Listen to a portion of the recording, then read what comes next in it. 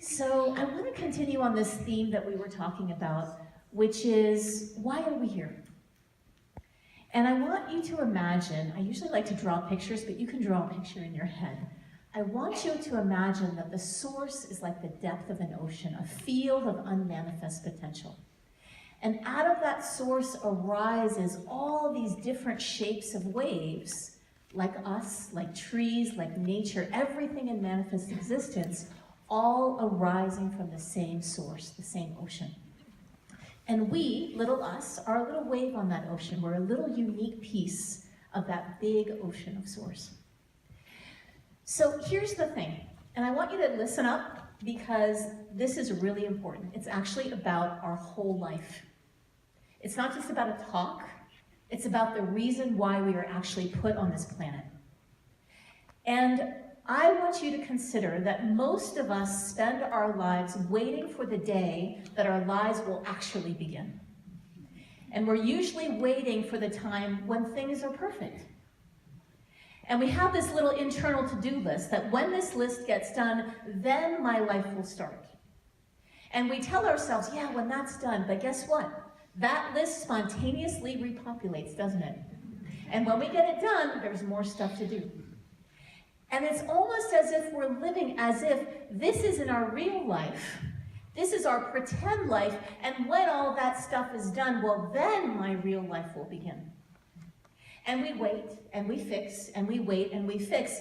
And maybe around middle age, we kind of figure out, oh, wait a minute, this is my real life. And that's when we start going, oh, maybe I should buy the Porsche, because guess what? This is it, right? So here's the thing.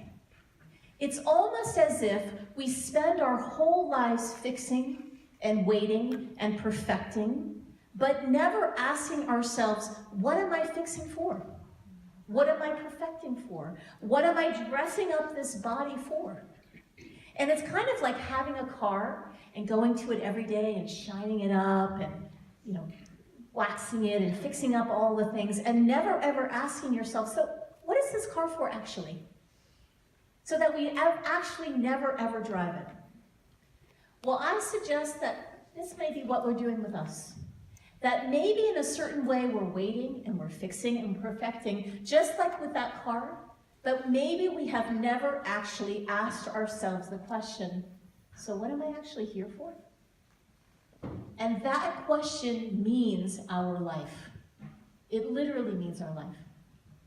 So if you come back to that picture of that wave on the ocean, it's perfectly obvious that who we are here to be is an expression of source.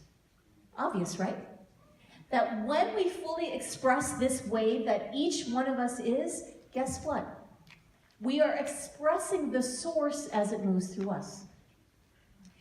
And here's the thing. Earlier up here we had instruments.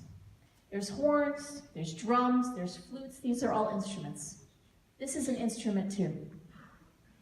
And if you think of all these instruments, a flute, a drum, a horn, and this, when you think of a flute or a horn, you can see that there's something that moves through it that has no quality of its own, and yet when this thing moves through it, it gives expression.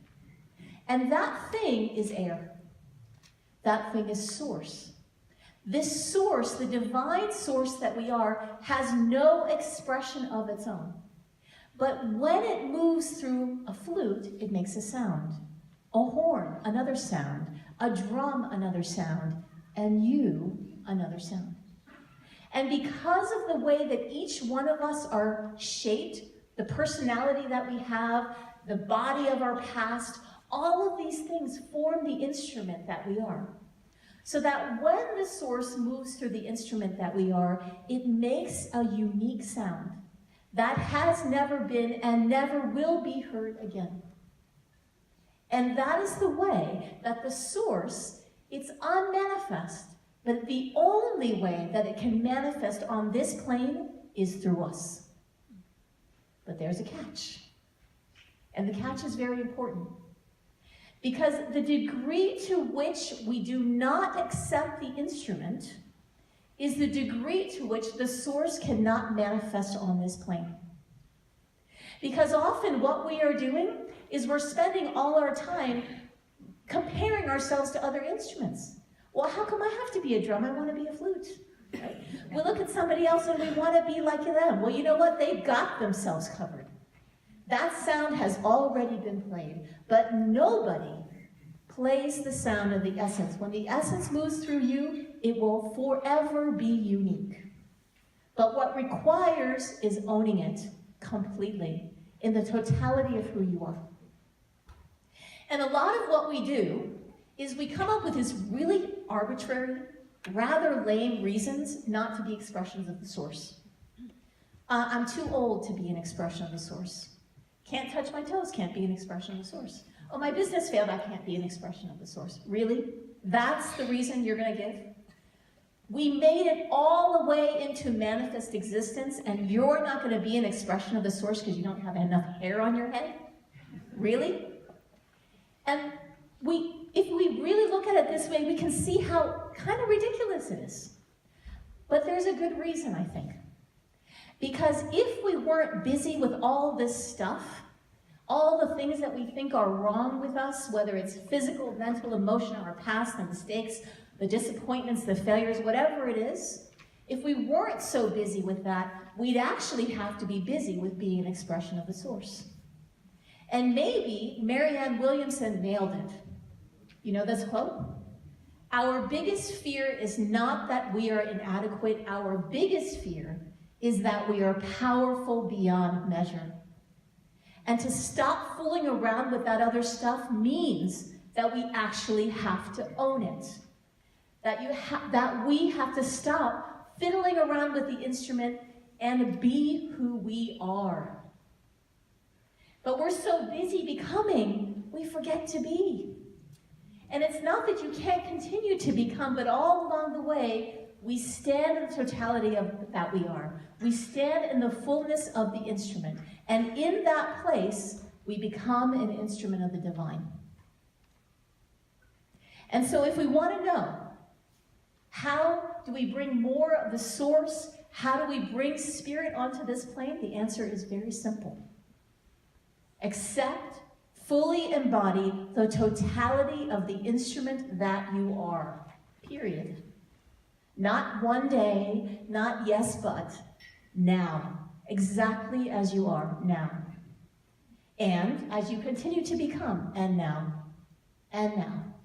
And what you will find is that there will be an enormous power that begins to move through you, that begins to spread to the people around you. And yes, the people on the other side of the planet will begin to feel it. But what is required for all of this to happen is to draw a line in the sand and stop trying to be something else. This is it. So, victory to the spirit. Jabba.